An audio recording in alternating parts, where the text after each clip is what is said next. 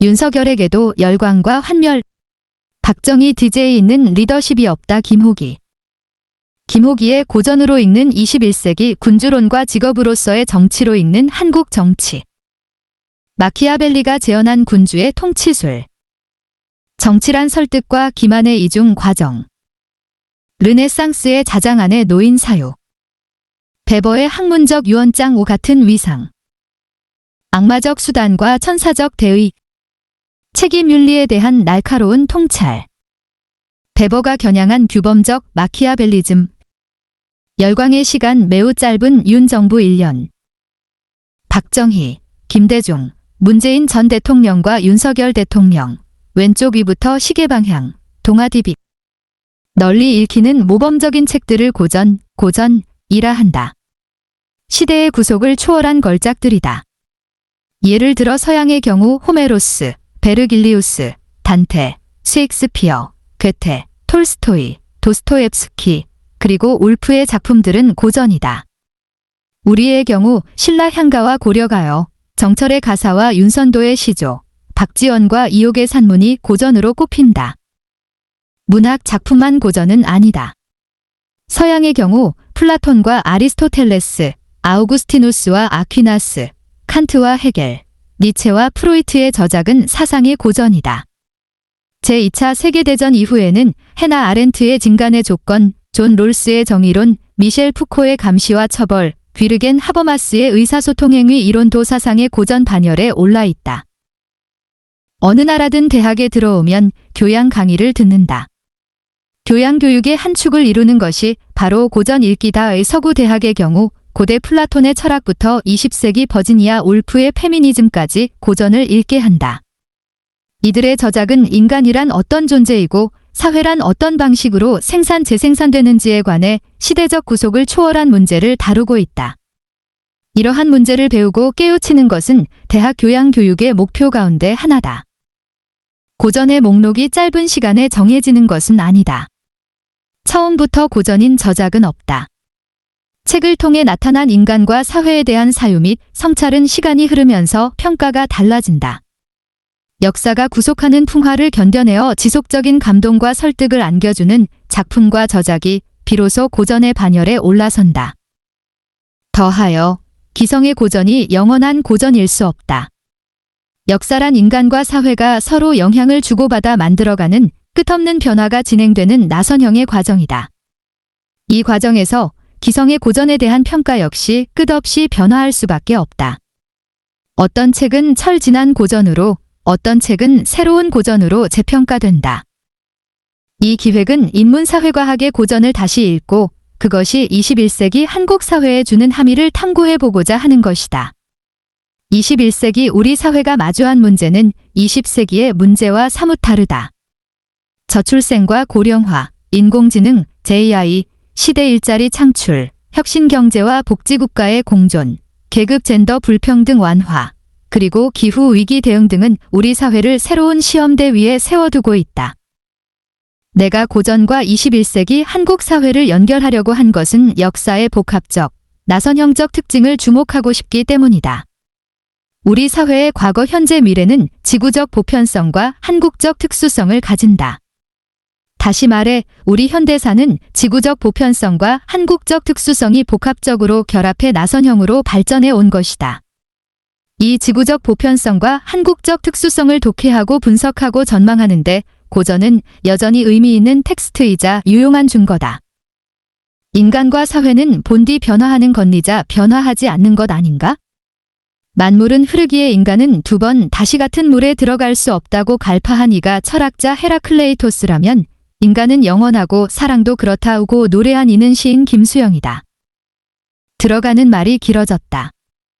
앞서 말했듯 진정한 고전은 역사가 구속하는 풍화를 견뎌내는 죽은 텍스트가 아닌 살아있는 텍스트다. 그 첫 번째 텍스트로 나는 니콜로 마키아벨리, 니칼로 메키어벨리 1469에서 1527의 군주론, 아이엘 프린서피, 과 막스 베버, 맥스 웨버 1864에서 1920의 직업으로서의 정치, 팔러틱 ALS 베러프를 골라봤다. 한국에서 출간된 니콜로 마키아벨리의 군주론, 아이엘 프린서피, 까치, 2015, 막스 베버의 직업으로서의 정치, 팔러틱 ALS 베러프, 나남, 2019. 각 출판사. 마키아벨리의 날카롭고 깊은 통찰. 정치 또는 정치가를 지칭하는 말 가운데 하나가 마키아벨리즘 또는 마키아벨리스트다. 마키아벨리적이라는 표현은 영악하고 음흉하며 부도덕한 정치가의 모습을 떠올리게 한다. 이런 이미지를 상상하게 한 책이 이탈리아 정치사상가 마키아벨리가 저술한 군주론이다. 군주론은 군주의 통치수를 다룬다. 이 책은 기존의 미덕과는 상반되는 통치수를 재현해 유명해졌다. 사기, 기만, 억압, 폭력의 비도덕적 행위가 통치자에게 허락된다. 군주론을 통해 마키아벨리라는 이름은 정치 내지 정치가의 비도덕성을 일컫는 일반 명사라는 이미지를 표상하게 됐다. 그런데 의문이 제기된다. 군주론이 비도덕적 정치가의 찬가에 불과하다면 왜 오늘날에도 고전으로 읽히는 걸까? 대답은 분명한 것으로 보인다. 군주론은 사기와 기만의 정치, 억압적 군주정, 국가의 폭력에 대한 예찬이 아니라 정치와 정치가에 대한 날카롭고 깊이 있는 통찰을 안겨주고 있기 때문이다. 군주론은 당시 유행하던 군주의 거울 장르의 하나였다. 그 시절 정치 지도자들을 위한 지침서인 군주의 거울 장르가 큰 주목을 받았다.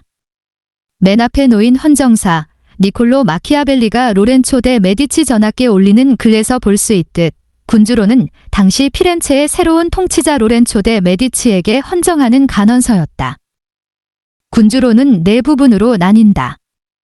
일부는 다양한 역사적 사례를 바탕으로 여러 군주국의 모습을 기술하고 2부는 군대의 필요성에 대해 논의한다. 이어 3부는 군주의 통치수를 다룬다. 여기서 통치술은 인자함보다 잔인함을, 사랑보다 두려움을 지향하고 약속보다 기만을 정당화한다. 마지막 4부는 이탈리아의 해방을 위한 호소를 담고 있다. 군주론이 놓인 배경을 보면 이 저작이 발표된 1513년 서구에서는 르네상스가 일어나고 있었다. 14에서 16세기에 걸친 르네상스는 종교 중심의 중세에서 인간 중심의 근대로 넘어가는 과도기 성격을 지닌 시대였다. 군주론자네는 이 르네상스의 정신, 즉 중세의 질서로부터 탈피하려는 인문주의가 스며들어 있다. 군주론의 가장 중요한 기여는 정치를 윤리 및 종교와 분리된 영역으로 독립시켰다는 데 있다. 근대 이전까지 정치는 윤리의 하위 범주로 간주되거나 종교와 결부돼 이해됐다. 정치가 고대 철학자들에게 영혼의 완성 혹은 진리의 실현 수단이었다면 중세 신학자들에게는 기독교적 가치의 세속적 실현을 위한 수단으로 여겨졌다. 정치는 그 자체의 영역을 갖지 못했고 정치 영역에서 적용되는 윤리는 윤리학 내지 신학이라는 외적 판단 기준에 근거해 있었다. 군주론은 이런 전통적 사유와 정반대인 새로운 관점을 보여준다. 정치에 대한 일견 불경한 마키아벨리의 시각은 정치에 대한 새로운 인식의 지평을 열어놓았다. 세 가지 면에서 특히 그러했다. 첫째, 윤리 및 종교로부터 정치의 분리는 정치에 대한 실증주의적 접근을 가능케 했다. 마키아벨리는 전통적 윤리와 종교적 미덕이 정치 현상을 평가하는 잣대로 쓰여서는 안 된다고 주장했다. 정치는 현실 그대로의 모습을 객관적으로 관찰해야 한다는 것이 그의 핵심 논리였다. 둘째, 도덕적 선 혹은 종교적 진리를 대신해 마키아벨리가 정치 행위의 새로운 공적 기준 및 윤리로 삼은 것은 국가 이성이었다. 국가 이성은 국가의 이익이 그 무엇에도 우선함을 의미한다. 국가의 안녕과 국민의 행복을 위해서라면 악덕으로 치부되는 일도 허용될 수 있다는 마키아벨리의 사유는 근대 정치적 현실주의의 출발점을 이뤘다. 셋째, 군주론은 정치의 본래적 특성에 대한 날카로운 통찰을 제공했다. 마키아벨리는 정치 지도자의 자질로 사자의 용맹과 함께 여우의 지혜가 필요하다고 역설했다. 여우의 지혜의 다른 이름이 곧 기만이다. 마키아벨리에게 정치란 설득과 기만의 이중 과정이다. 군주론에서 주목할 견해 중 하나는 포트투나, 포어투너와 비르투, 버투의 비교다. 마키아벨리는 중세의 수동적 인간관에 반기를 들었다. 수동적 인간이란 운명의 여신 포르투나에 굴복하는 존재다. 마키아벨리는 운명을 극복할 가능성을 비르투에서 찾았다. 비르투란 운명이라는 강의 범람을 막기 위한 제방에 비유됐다.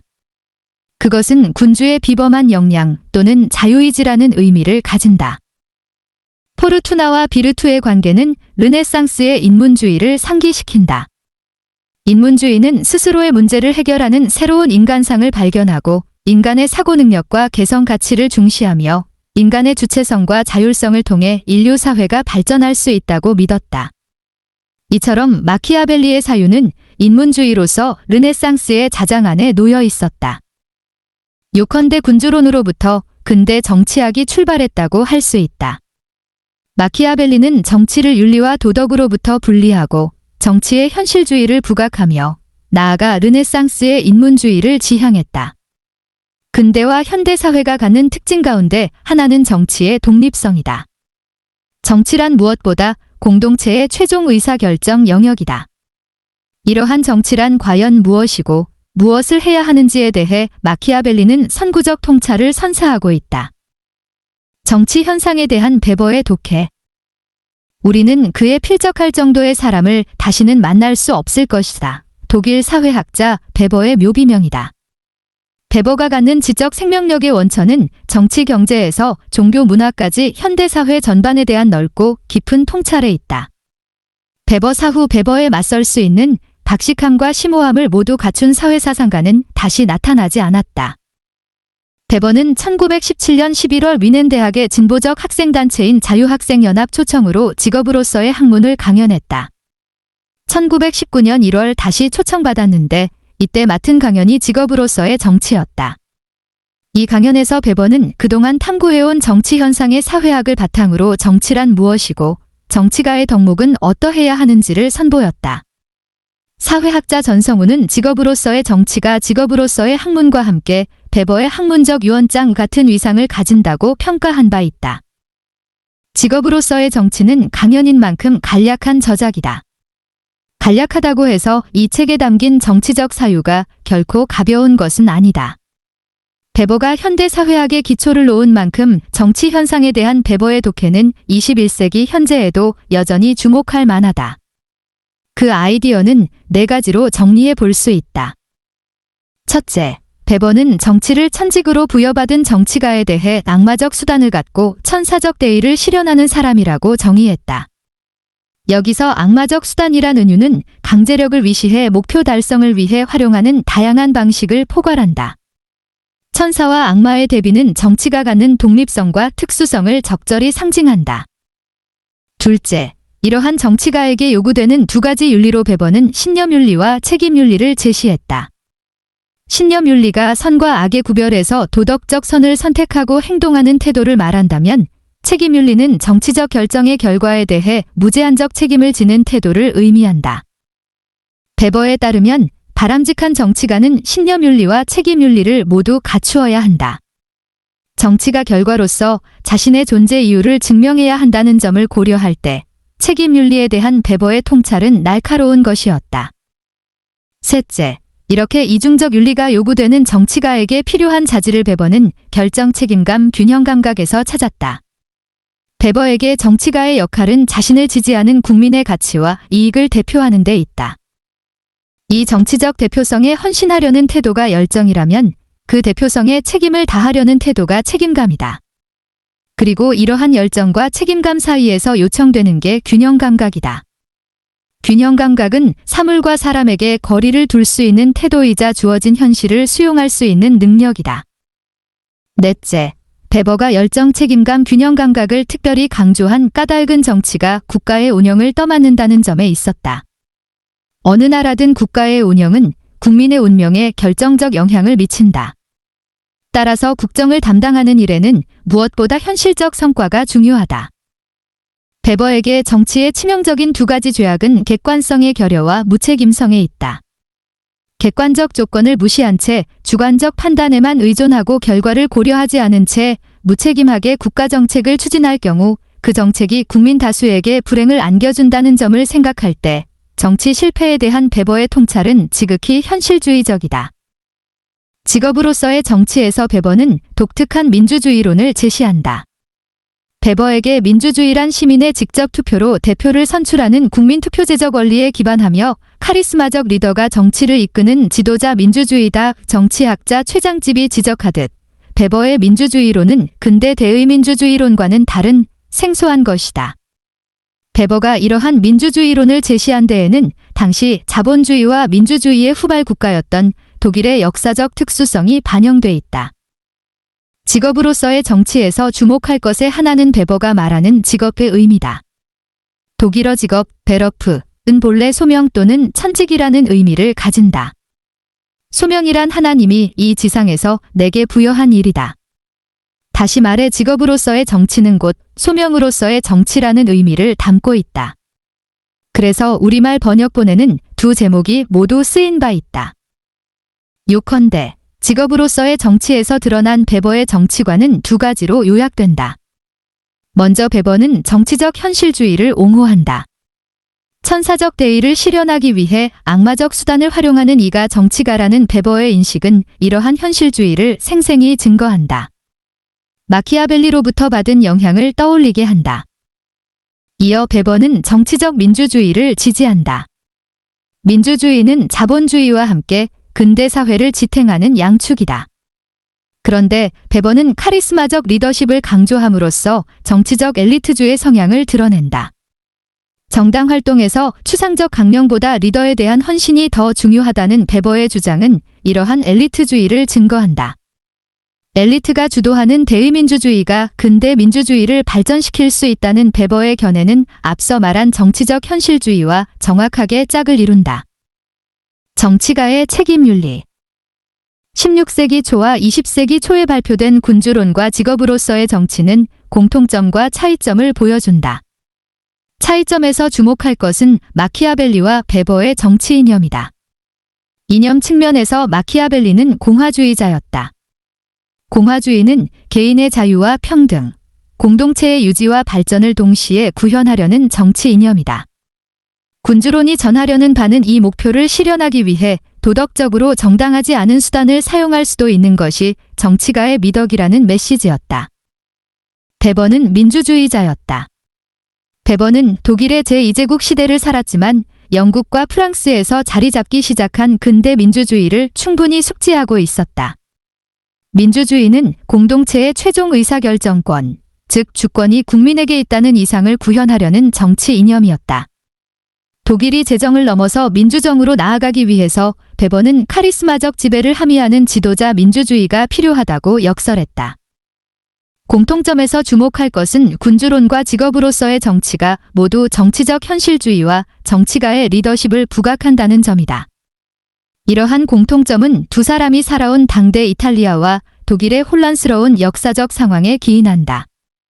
정치적 혼란을 넘어 사회의 질서를 일궈내기 위해서는 강력한 정치 지도자가 요구되고 더하여 지도자의 통치 기술과 태도가 중시된다.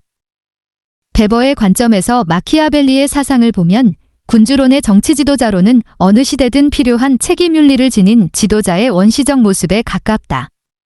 정치가 결과로서 자신의 존재를 증명해야 하는 영역이라면 그 결과를 만들어내기 위해서는 상황에 따라 비도덕적 수단을 강구할 수도 있다. 책임윤리의 관점에서 마키아벨리와 베버 사이에는 물론 거리가 존재한다. 마키아벨리는 책임윤리를 배타적으로 강조한 반면 베버는 책임윤리는 물론 신념윤리까지 모두 요구한다. 21세기 현재의 관점에서 마키아벨리가 반민주적 통치수를 옹호했다는 점은 부인하기 어렵고 마키아벨리의 통치론이 현대 민주주의와 양립하기 어려운 것 또한 사실이다. 그러나 동시에 고려할 것은 마키아벨리가 부도덕한 것을 숭상하지는 않았다는 점이다. 부도덕한 일이라도 결과를 위해서는 정당화될 수 있다는 것이 마키아벨리의 핵심 논리다. 군주론에서 군주의 통치는 사적으로 권력의 획득과 유지, 공적으로는 인민의 안전과 번영을 위해 현실과 타협하는 이중적 과정으로 특징지어진다. 4세기 후에 베버가 겨냥한 것은 규범적 마키아벨리즘이라 할 수 있다. 윤리와 종교로부터 정치를 독립시켜 국민을 위한 정책을 추구하는 정치적 현실주의를 승인하되 그 현실주의를 근대 민주주의의 원리 안에서 작동시키려 한 것이 베버의 정치사회학이다. 세상이 자기 자신이 제공하려는 것에 비해 자기 눈에는 너무나 어리석고 비열하게 보일지라도 이에 좌절하지 않을 자신이 있는 사람, 그리고 그 어떤 상황에 대해서도 그럼에도 불구하고 라고 말할 능력이 있는 사람, 이런 사람만이 정치에 대한 소명을 가지고 있습니다. 직업으로서의 정치의 마지막 구절이다. 20세기 초 베버가 그리워한 열정, 책임감, 균형 감각을 지닌 정치가는 21세기 초 현재에도 여전히, 아니 더욱 그리운 존재다. 소통 도외시한 윤 정부의 통치 스타일. 대통령 직선제 개헌 직후인 1987년 대선 당시 각 후보자들의 선거 포스터. 동아 DB. 이쯤에서 군주론과 직업으로서의 정치가 한국 정치에 던지는 함의를 생각해 볼 수 있다.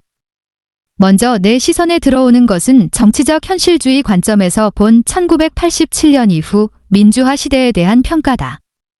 지난 36년의 민주화 시대에는 빛과 그늘이 존재한다. 절차적 민주주의가 뿌리내린 것이 성과라면 경제 사회적 불평등이 강화된 것은 그 한계라 할 수 있다. 민주화 시대의 한국 정치를 나는 2015년 한 칼럼에서 열광과 환멸의 사이클이라고 규정한 바 있다. 열광과 환멸의 사이클이란 집권 초반 새 정부에 가진 기대가 빠른 속도로 실망으로 바뀌는 것을 말한다. 이는 국정 운영 지지율에서 잘 나타난다. 정부에 따라 차이가 있지만 대체적으로 집권 초반의 높은 지지율은 1에서 2년 안에 30에서 40%대 지지율로 하락하고 이후 낮은 지지율로 남은 기간을 견뎌낸다. 이 짧은 열광과 긴 환멸의 사이클은 보수 성향 정부와 진보 성향 정부의 모두 숙명과도 같은 조건이었다. 문재인 정부의 경우 집권 후반기 지지율이 40%를 넘었지만 정권 교체의 열망이 그보다 컸고 민주화 시대가 열린 이후 처음으로 집권 5년 만에 다른 이념 성향의 정부로 권력 교체가 이뤄졌다. 열광과 환멸의 사이클이 나타나는 1차 원인은 국정 운영 능력에 있다. 새 정부가 출범하면 선거 과정에서 제시된 시대 정신에 대한 기대와 열망이 높았지만 어느 정부건 정작 집권 이후에는 이러한 시대 정신을 구현할 역량을 제대로 보여주지 못했다. 구체적으로 노무현 정부는 낡은 정치 청산을, 이명박 정부는 선진 인류 국가를, 박근혜 정부는 경제민주화와 복지국가를, 문재인 정부는 새로운 대한민국을 내걸었음에도 불구하고 이 시대 정신을 실현하는 정부의 행정 및 정치 역량이 부족했다. 마키아벨리와 베버의 정치적 현실주의에서 볼 수 있듯 정치는 국가의 안녕과 국민의 행복이라는 결과로서 자신의 존재를 입증해야 한다. 그런데 낡은 정치를 청산하기 위해 등장한 열린우리당은 노무현 정부가 마감하기 전에 사라졌고 선진 인류 국가는 토건 정책인 4대강 사업으로 대체됐고 경제민주화와 복지국가는 정체가 모호한 창조경제로 둔갑했다.